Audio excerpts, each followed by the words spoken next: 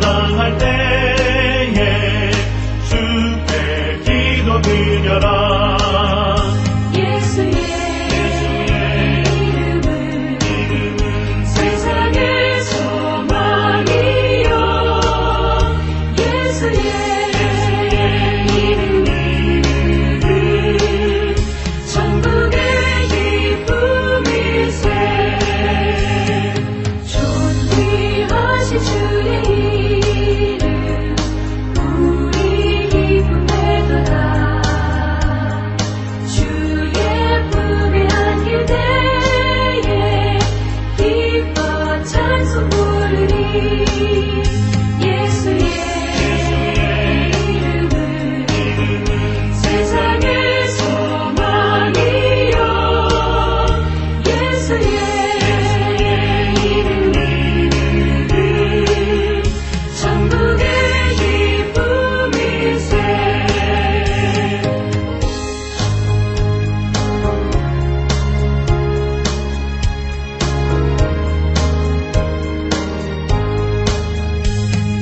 우리가 기다간 후에 보좌 앞에 나아가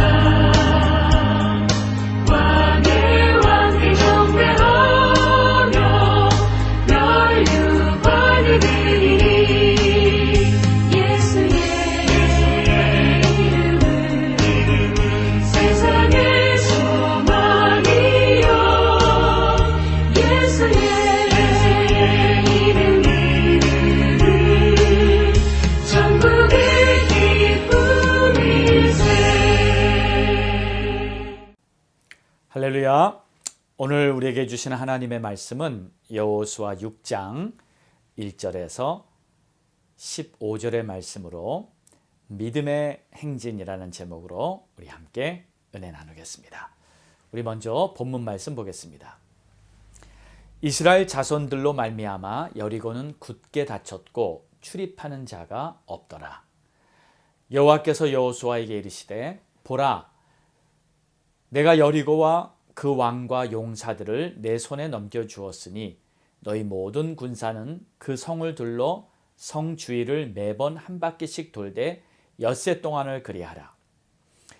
제사장 일곱은 일곱 양각 나팔을 잡고 언약궤 앞에서 나갈 것이요 일곱째 날에는 그 성을 일곱 번 돌며 그 제사장들은 나팔을 불 것이며 제사장들이 양각 나팔을 길게 불어 그 나팔 소리가 너희에게 들릴 때에는 백성은 다 큰 소리로 외쳐 부를 것이라.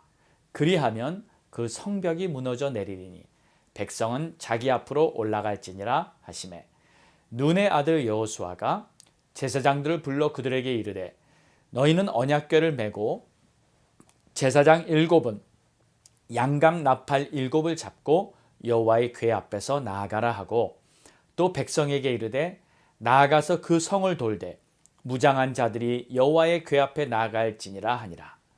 여호수아가 백성에게 이르기를 마침에 제사장 일곱은 양각 나팔 일곱을 잡고 여호와 앞에서 나가며 나팔을 불고 여호와의 언약궤는 그 뒤를 따르며 그 무장한 자들은 나팔 부는 제사장들 앞에서 행진하며 후군은 궤 뒤를 따르고 제사장들은 나팔을 불며 행진하더라. 여호수아가 백성에게 명령하여 이르되 너희는 외치지 말며 너희 음성을 들리게 하지 말며 너희 입에서 아무 말도 내지 말라. 그리하다가 내가 너희에게 명령하여 외치라 하는 날에 외칠지니라 하고 여호와의 궤가 그 성을 한 번 돌게 하고 그들이 진영으로 들어와서 진영에서 자니라. 또 여호수아가 아침에 일찍 일어나니 제사장들이 여호와의 궤를 메고 제사장 일곱은 양각 나팔 일곱을 잡고 여호와의 궤 앞에서 계속 행진하며 나팔을 불고 무장한 자들은 그 앞에 행진하며 후군은 여호와의 궤 뒤를 따르고 제사장들은 나팔을 불며 행진하니라. 그 둘째 날에도 그 성을 한 번 돌고 진영으로 돌아오니라. 엿새 동안을 이같이 행하니라. 일곱째 날 새벽에 그들이 일찍이 일어나서 전과 같은 방식으로 그 성을 일곱 번 더니 그 성을 일곱 번 돌기는 그날 뿐이었더라. 아멘.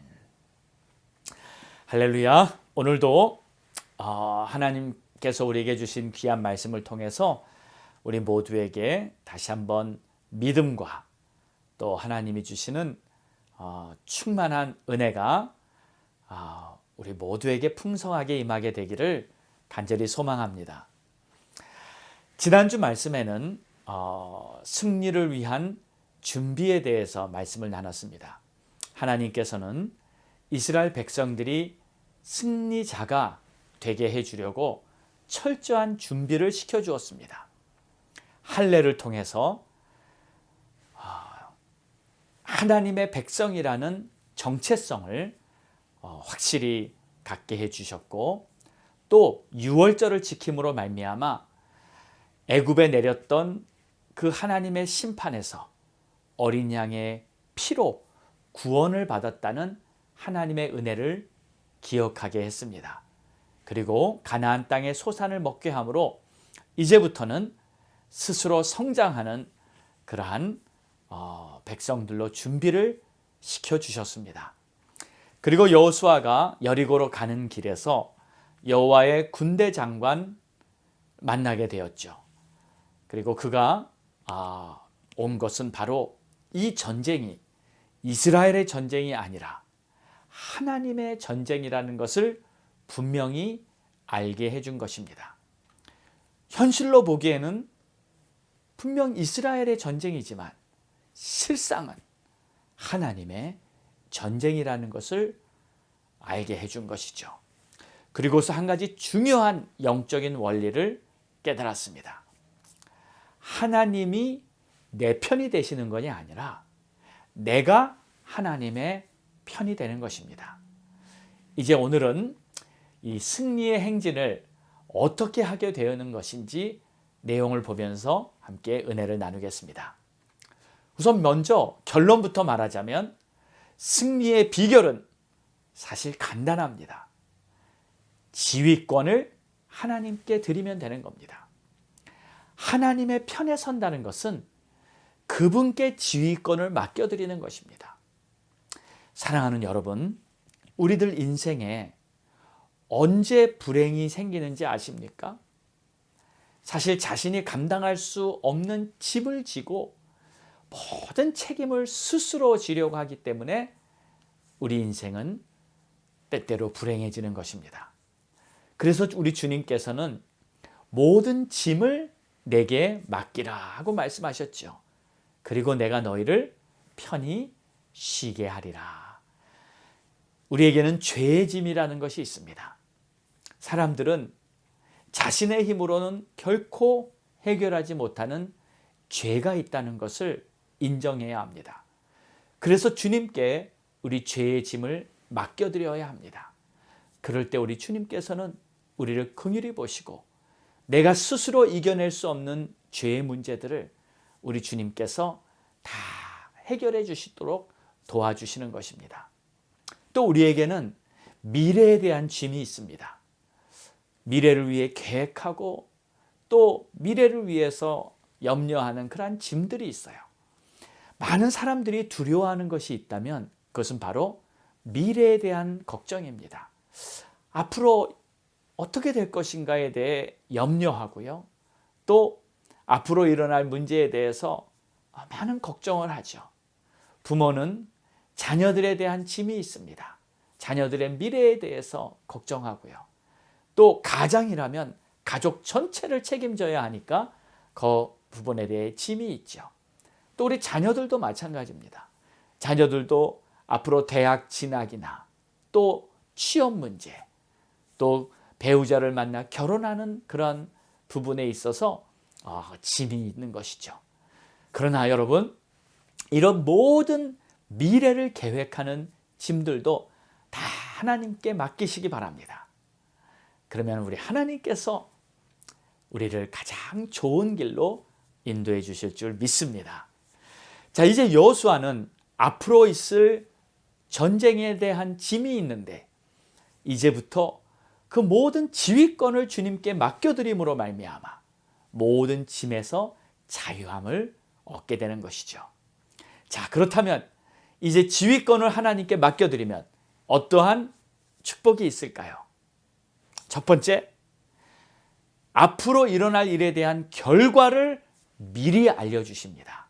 자, 오늘 2절 말씀을 봅니다. 여호와께서 여호수아에게 이르시되 보라, 내가 여리고와 그 왕과 용사들을 내 손에 넘겨주었으니.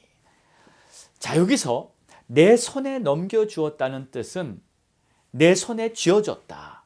그래서 내 손으로 맘대로 주무를 수 있을 것이다. 그러니까 한마디로 전쟁에서 이긴다는 뜻입니다.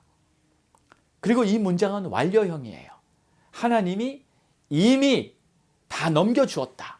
이미 전쟁에서 이기게 결론을 내려주셨다는 거예요. 결과를 알게 해주신 것입니다. 자, 그럼 여러분, 결과를 이미 다 알고 있는 전쟁 두렵겠습니까?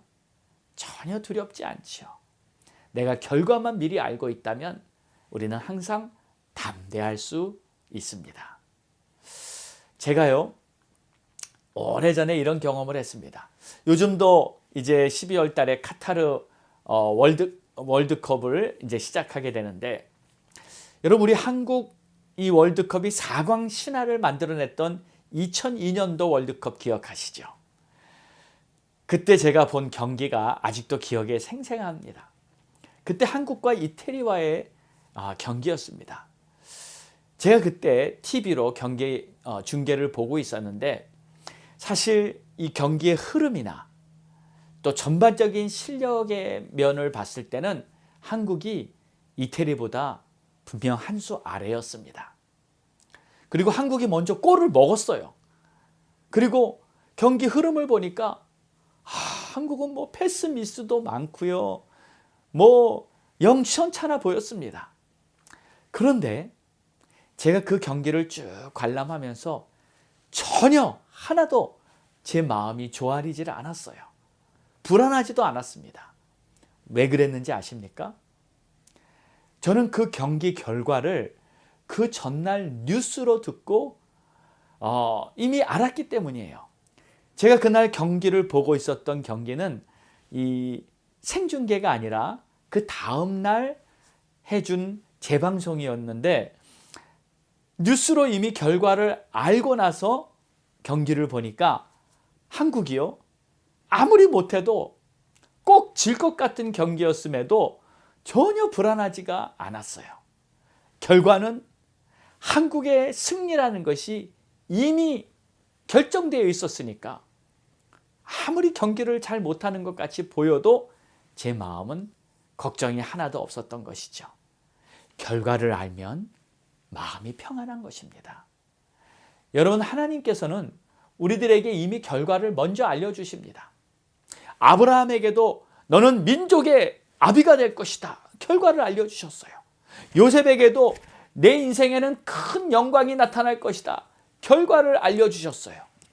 여러분들에게도 하나님께서는 너희는 왕같은 제사장들이여 거룩한 나라가 될 것이고, 내가 일어서면 내가 내 위에 나의 영광을 비춰줄 것이라고 말씀해 주신 줄 믿습니다. 너는 새 타작기계가 되어서 큰 산과 바위들을 부서뜨릴 것이다. 너를 당할 자가 없으며 세상을 능히 이기게 될 것이라고 우리 하나님께서 말씀해 주신 줄 믿습니다. 할렐루야!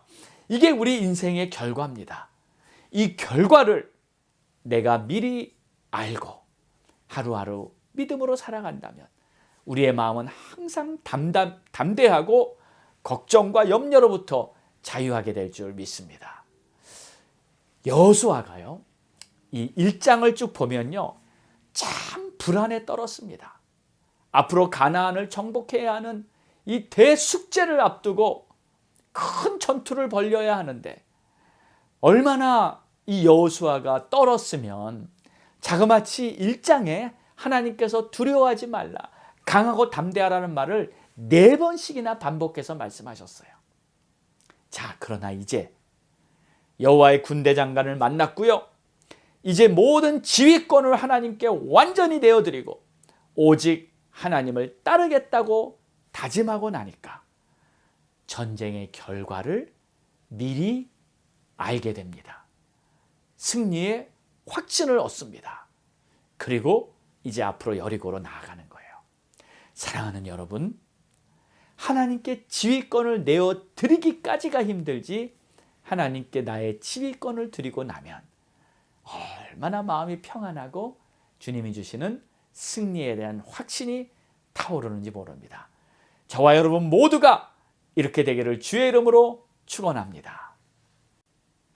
두 번째로는 여호수아는 하나님의 전략을 공급받게 됩니다. 사실 여호수아가 이 여리고 전투를 앞두고 참 고민과 참 생각이 많았을 것입니다. 저 성읍을 도대체 어떻게 함락시킬 것인가?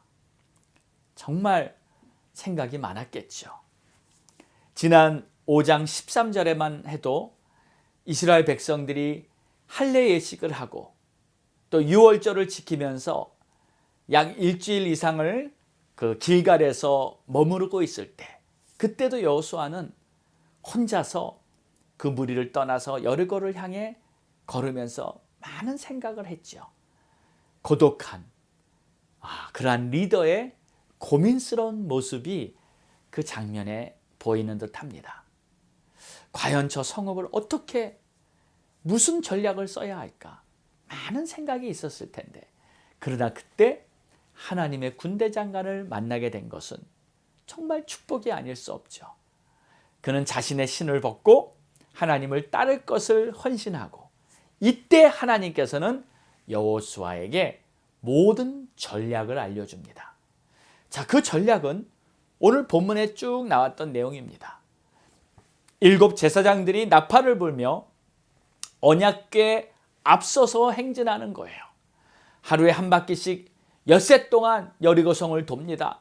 그리고 7째 날에는 7바퀴를 돈 후에 양각 나팔을 길게 불면 모든 백성들은 큰 소리로 외치는 겁니다. 그러면 성벽이 무너져 내릴 것이다. 자, 그런데 여러분, 이 전략이 현실적으로는 어떻게 들립니까? 좀 말이 안 되는, 좀 우스운 소리 같이 들리지 않으세요? 전혀 경우에 맞지 않고 미련해 보이고 말도 안 되는 이야기 같아요. 그러나 여러분, 우리의 귀에 어떻게 들리든지 그것이 하나님의 주신 전략이라면 믿음으로 순종하고 나아갈 때 하나님의 놀라운 영광을 보게 될 줄 믿으시기 바랍니다. 이 전략을 들은 여호수아는 그대로 믿음으로 따릅니다. 그 전략대로 순종했을 때 과연 여리고성은 맥없이 무너져 버리고 말고 하나님의 놀라운 영광이 이스라엘 백성 위에 나타나게 된 줄 믿습니다. 자, 하나님의 백성들, 하나님을 따르는 자들에게 그 놀라운 능력이 어디서 나오는 줄 아십니까? 그것은 바로 순종으로 말미암아 나오는 거예요. 내 생각, 내 경험, 또 나의 지식, 이런 것들 그냥 다 내려놓고 오직 주의 말씀이라면 내가 주의 말씀대로 순종하겠습니다. 이렇게 하나님께 순종할 때 최고의 능력이 나타나게 되는 줄 믿습니다. 여러분, 생각해 보세요. 우리가 아무리 지혜롭고 아무리 능력이 있다 해도 어찌 하나님의 능력을 따를 수가 있겠습니까? 우리는 이 사실을 빨리 깨달아야 합니다. 그리고 하나님의 위대하심에 초점을 맞춰야 합니다. 자, 그럼 이제 하나님께서 주신 전략 안에 어떤 의미가 담겨 있는지 한번 보겠습니다. 이 여리고성의 전투 전략은 그냥 성을 도는 것뿐이었어요. 첫날 무장한 군사들이 행렬을 지어 성을 돌았습니다. 여리고성에서는 철통 같은 방어태세를 갖추고 최고의 긴장을 하고 지켜보고 있었을 거예요. 그런데 이스라엘 군대는 성을 한 바퀴 돌더니 그냥 돌아가 버리는 거였어요. 그리고는 6일 동안 매일 성을 그냥 한 바퀴 도는 것이 전부였습니다. 저는 이 상황을 연상하면서 만약에 내가 그 행렬에 가담했었다면 나는 어떤 생각을 했을까? 아마 속으로, 아니 도대체 지금 뭐 하는 거지? 전쟁을 하는 거야, 마는 거야? 뭐 하루 이틀 정도야 좀 상황 파악하고 좀 이렇게 준비하느라고 그냥 돌았다 치더라도 벌써 4일째, 5일째, 6일째 그냥 한 바퀴 돌기만 하고 아무것도 안 할 때 그 여리고 성 위에서는 아마 적군들이 우리를 보면서 꼭 미련하고 바보 같은 겁쟁이들이라고 비웃지는 않을까, 뭐 이런 생각을 하게 되지 않았을까요? 자, 7째 날이 됐습니다. 이제는 7바퀴를 돌고 양강나팔이 울려 퍼지기까지는 아무것도 못하게 했어요. 아무것도 한 게 없어요. 도대체 왜 하나님께서는 이런 전략을 주신 것일까? 자, 바로 이스라엘 백성들이 인내하는 훈련을 시킨 것입니다. 인내가 중요하기 때문이에요. 항상 보면 하나님은 아브라함에게도 모세에게도 다윗에게도 그리고 지금 여호수아와 이스라엘 백성들에게도 인내를 훈련시킵니다. 자, 그런데 이 인내라는 것이 무엇입니까? 뭐 인내라고 해서 무턱대고 끝없이 기다리는 것이 인내가 아닙니다. 인내라는 것은 무엇을 기다리는 거냐면 하나님의 때를 기다리는 것입니다. 우리는 무턱대고 기다리는 것이 아닙니다. 하나님의 타이밍이 언제인가, 그것을 믿음의 눈으로 바라보면서 기다리는 것, 이것이 바로 인내인 줄 믿습니다.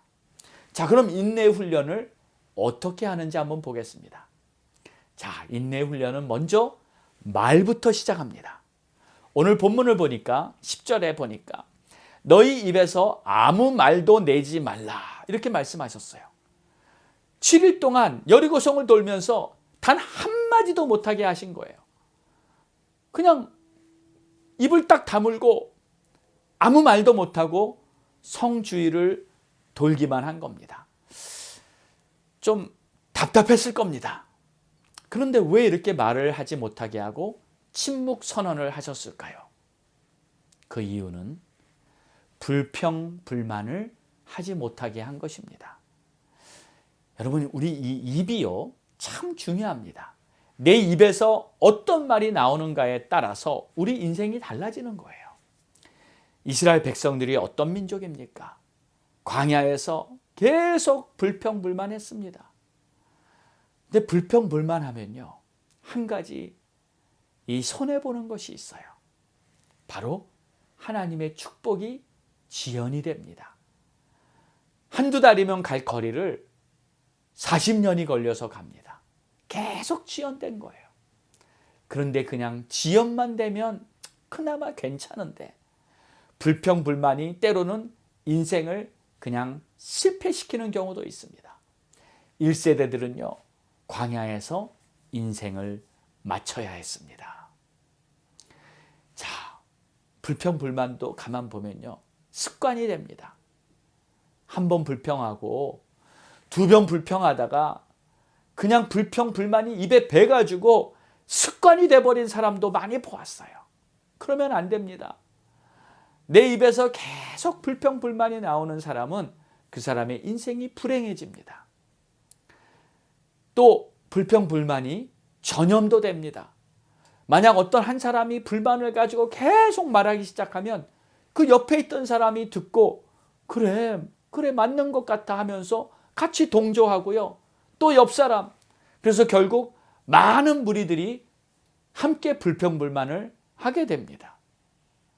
여러분, 한국에서 데모하잖아요. 뭐 정부에 불만이 있고 회사에 불만이 있고 사장에게 불만이 있고, 물론 나름대로 이유는 다 있겠죠. 그러나 그 데모하는 사람들에게 물어보니까요, 그 많은 무리들이 데모하고 있는데 그 사람 중에 처음에는 그렇게 불평불만은 없었어요. 그 정도는 아니었어요. 데모를 할 정도까지는 아니었는데 같이 있다 보니까 그냥 따라서, 그 군중 심리에 따라서 데모하는 사람들 중에 하나가 되고 만 것이죠. 자, 그러니까 여러분, 내가 누구와 함께 있느냐가 참 중요한 것입니다. 긍정의 사람, 감사하는 사람, 믿음의 사람, 기뻐하는 사람과 함께 있을 때는 나의 삶도 아름다운 의의 열매들이 맺혀지게 됩니다. 반면에 불평불만하고 불신하고 의심하고 그리고 하나님께 순종하지 않고 교만하고 불순종하는 자들과 함께 있으면 그런 사람들을 닮게 되고 마는 거예요. 여러분, 믿음이 좋은 사람들과 함께 하시기 바랍니다. 감사하고 기뻐하는 자들과 함께 하시기 바랍니다. 그게 지혜로운 것이며 그게 바로 자신의 인생을 복되게 하는 비결인 줄 믿습니다. 자, 그럼 이제 인내는 과연 무엇인가요? 인내는요, 자아를 죽이는 훈련입니다. 자기 부인이에요. 자아가 계속 살아있으면 일단 하나님의 축복의 길로 가기는 좀 어렵습니다. 영적으로 잘 되기는 어렵습니다. 그래서 하나님께서는 우리의 자아를 깨트리시는 일을 계속하는 거예요. 왜 간혹 힘든 일이 벌어지는지 아십니까? 왜 간혹 사업이 힘들어지고 직장에서 일하는 게 고통스럽고 가족 간에 혹은 자녀들이 문제를 일으키고 우리가 어려움을 당하는지 아십니까? 그 고난을 통해서 하나님께서는 우리의 자아를 깨트리기를 원하십니다. 우리는 자아가 깨어져야 주님의 도우심을 간절히 바라고 주님의 인도를 받으려고 하는 마음이 생깁니다. 그런데 다 잘 돼 보세요. 내가 생각하는 대로, 내가 원하는 대로 다 잘 이루어진다고 해보세요. 사람들은 금세 교만해지고 하나님을 간절히 찾으려고 하지도 않을 것입니다. 이제 이스라엘 백성들은 7일째가 되었습니다. 하나님의 전략대로 7바퀴를 다 돌고 그때까지 말 한마디도 안 하고 인내하며 침묵했습니다. 이제 마지막으로 제사장들의 나팔 소리가 울려 퍼집니다. 그리고는 여호수아가 백성에게 명령합니다. 모두 외쳐라. 그때 모든 백성들이 나팔 소리와 함께 큰 소리로 외칩니다. 바로 그때 엄청난 일이 벌어집니다. 갑자기 눈앞에 보이는 저 여리고성이 무너져 내리는 겁니다. 정말 놀라운 하나님의 역사 아닙니까? 여기서 나팔을 불고 외친 것은 바로 찬양입니다. 하나님의 영광을 선포한 것입니다. 오늘도 나팔 소리와 함께 우리의 찬양이 큰 소리로 외쳐질 때 하나님의 영광이 나타나게 될 줄 믿습니다. 여러분들이 가지고 있는 여러분 앞에 있는 여리고가 무너지게 될 줄 믿습니다. 혹시 여러분 앞에 여리고와 같은 견고한 진이 있지는 않으신지요? 그게 얼마나 견고하든 얼마나 무섭고 두렵든 정말 꼼짝도 안 할 것 같은 고질적인 문제라 할지라도 하나님이 역사해 주시면 반드시 무너지는 줄 믿으시기 바랍니다. 그렇게 내 앞에 크게 서 있던 산 같은 문제라 할지라도 하나님만 역사해 주시면 그것이 다 깎여서 평지와 같이 되고 그리고 하나님의 영광이 크게 드러나게 될 줄 믿습니다. 하나님께서 당신을 따르고 하나님 앞에 모든 지휘권을 맡겨드리고 순종하며 인내하며 따라가는 자들에게 놀라운 영광을 보여주실 줄 믿습니다. 기도하겠습니다. 하나님 감사합니다. 오늘도 이렇게 귀한 주의 말씀을 바라보고 다시 한번 이 여리고가 무너진 것이 바로 하나님께서 놀라운 역사를 이루신 하나님의 영광이며 우리 인생 앞에 놓여있는 여러 가지 큰 문제들이 있다 할지라도 하나님께서 역사하시면 놀라운 일을 이루실 줄을 믿사오니 하나님 오늘도 우리 모두가 하나님 앞에 모든 지휘권을 다 맡겨드리고 믿음으로 살아갈 수 있는 우리 모두가 되게 하옵소서. 감사합니다. 예수님의 이름으로 기도합니다. 아멘.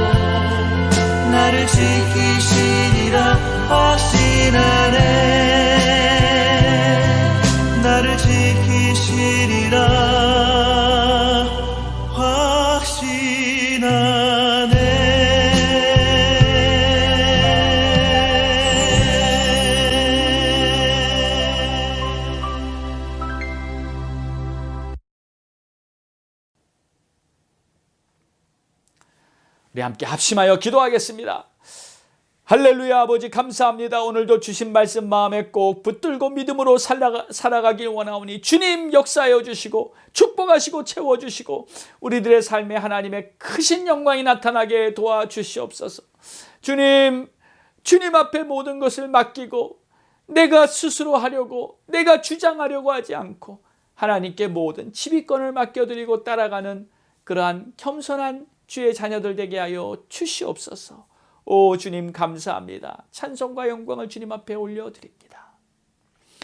지금은 우리 주 예수 그리스도의 크신 은혜와 하나님 아버지의 무한하신 사랑하심과 성령님의 감화 감동 내주 교통 역사하심이 오늘도 하나님께 나의 인생의 지휘권을 맡겨드리고 믿음으로 인내하며 따르겠다고 결단하는 모든 성도들 머리 위에 이제로부터 영원까지 함께 있을지어다. 아멘.